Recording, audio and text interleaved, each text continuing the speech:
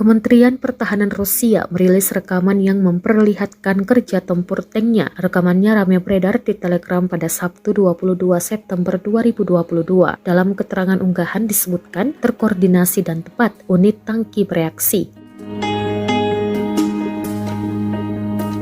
Lokasi konvoi peralatan angkatan bersenjata Ukraina dengan cepat dilaporkan ke pos komando setelah terdeteksi oleh unit pengintai Rusia. Awak tank Rusia secara efektif menyerang baju besi angkatan bersenjata Ukraina, memusnahkan 4 tank, 5 kendaraan tempur lapis baja, dan 50 personel, klaim militer Rusia. Dampak kerusakan dan kehancuran tank Ukraina juga terekam kamera.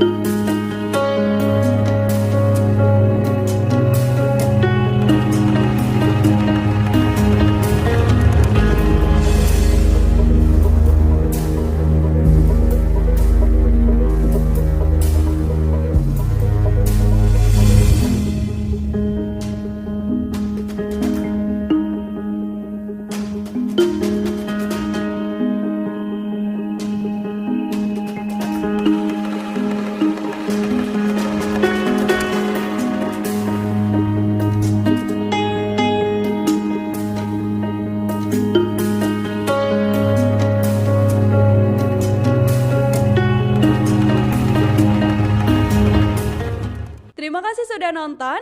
Jangan lupa like, subscribe, dan share ya.